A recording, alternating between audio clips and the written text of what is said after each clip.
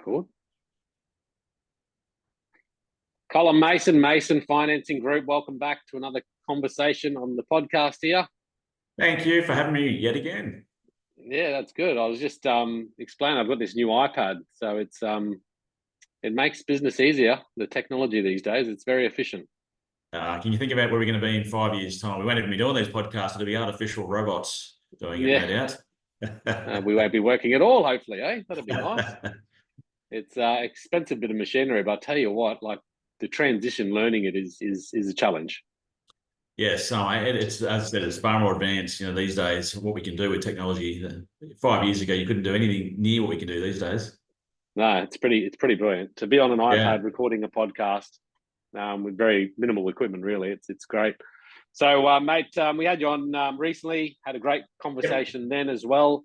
I know you said post interview here today that the banks are changing their lending criteria.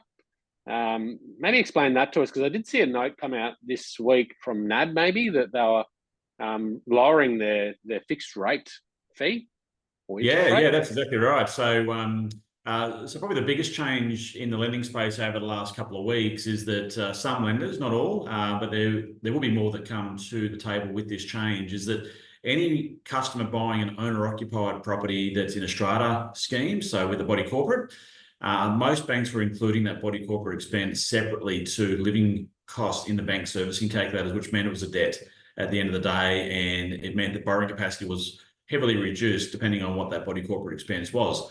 Now, there are lenders there now over the last sort of week or two that have come to the table with reducing that to nil and including that body corporate expense as part of normal living costs. So we're seeing the borrowing capacities now increasing for anyone buying in a strata scheme with those particular lenders, which is great. Okay. Yeah.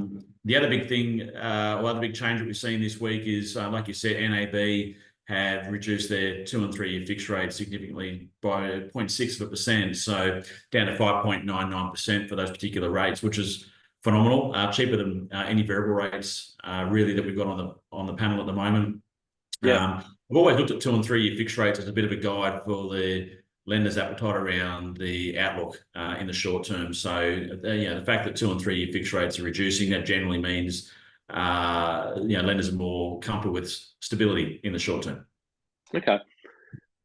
Well, which is refreshing news. So that means the market is still good. I mean, I often get the question from people that are considering selling, or just people in the marketplace generally, residential homeowners. What is the Yeah. market doing? And I say, well, look, it's really quite strong historically, Yeah. from what I've experienced.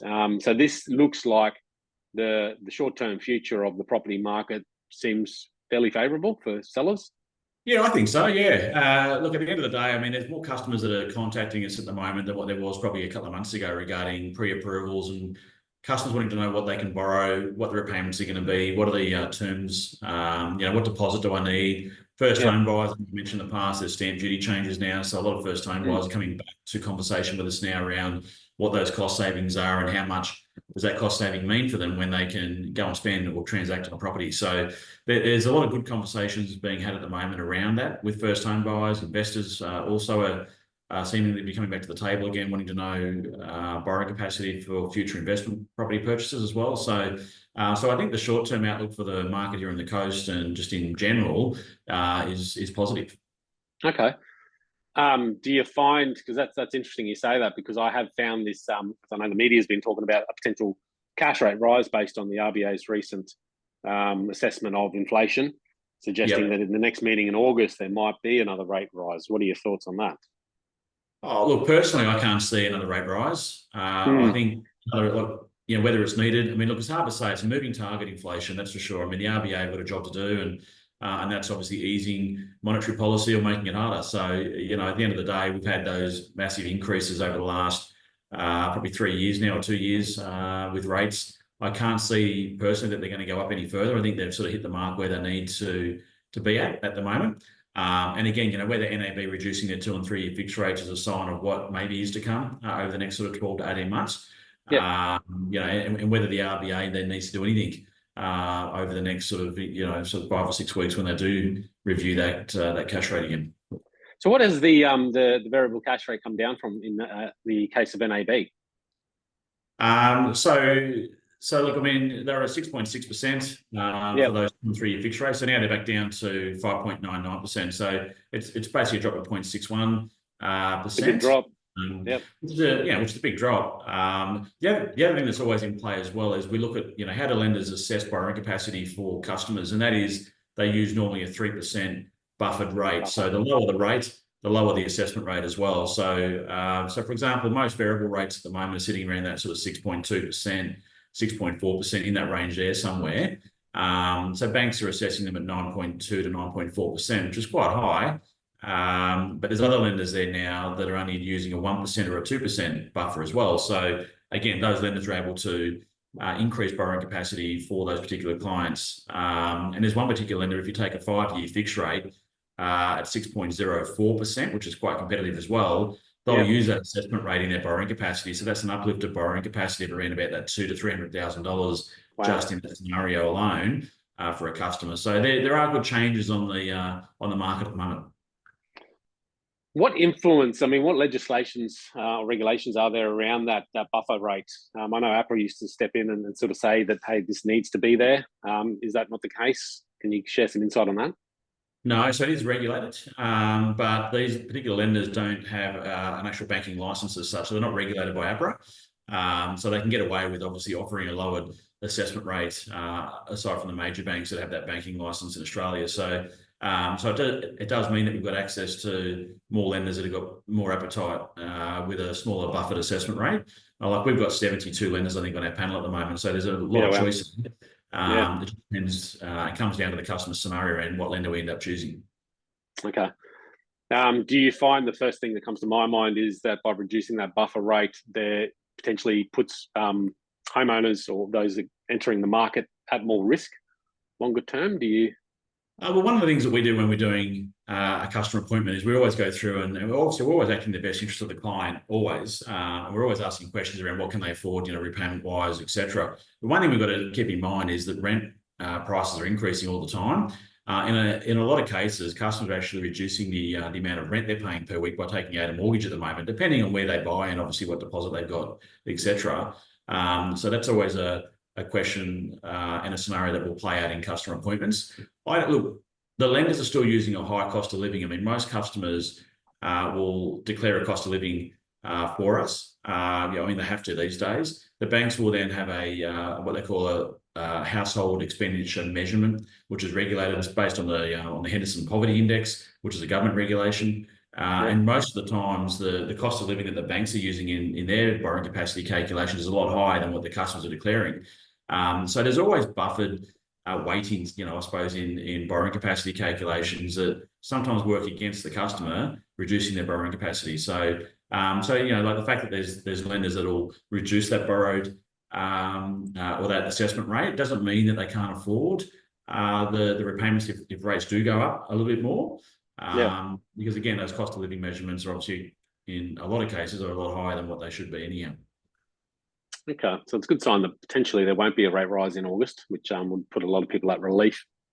Sure. I don't think so. I think they've sort of hit the point, in my honest opinion. I don't think there's a need for further rate rise at the moment.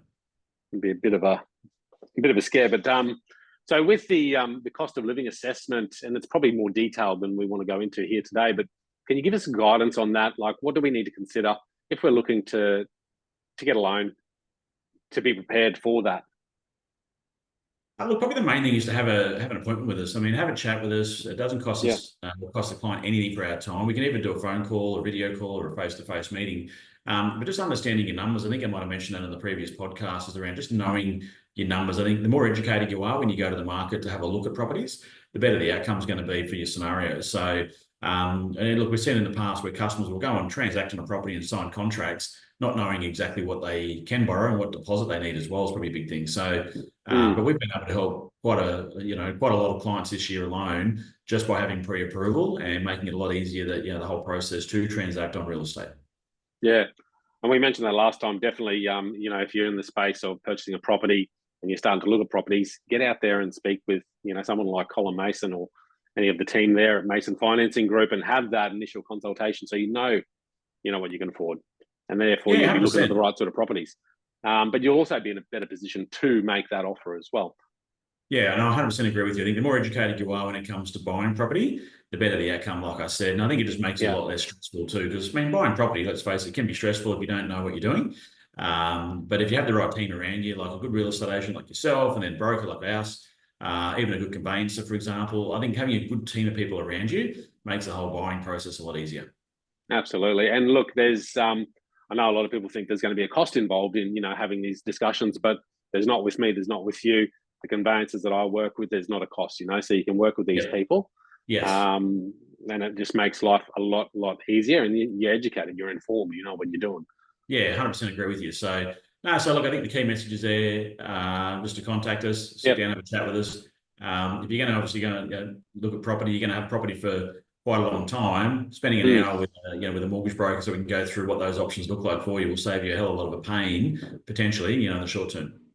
When you're looking at the cost of living, just going back there, is there a sheet that you get them to fill in, or is it just a discussion?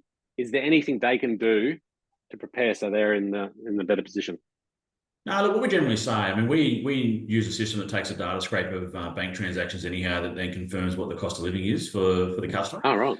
Okay. Now, we obviously then sit down with the customer. We'll go through those cost of living if we need to maybe have a look at their discretionary spending around maybe dining out or going to the movies or holidays, for example, things that are discretionary spending. Have a chat with the customer whether that trend needs to change before we actually go and purchase the property. In a lot of cases, it does need to change. Look, again, I think just probably not spending a lot of time going through the different cost of living, just giving it your best shot around what you think you're spending, and then we'll sit down with the customer and go through it more in detail with them. Yeah, perfect. Good news, mate. Well, thank you for coming back on the podcast. Yeah, thanks for having me. Always a pleasure catching up with you. We'll catch up for lunch soon, eh? Hey, mate, we'll do. Thanks, Leigh. Thanks for tuning in, everyone. Reach out if you need anything. Now, I need to know what I do next.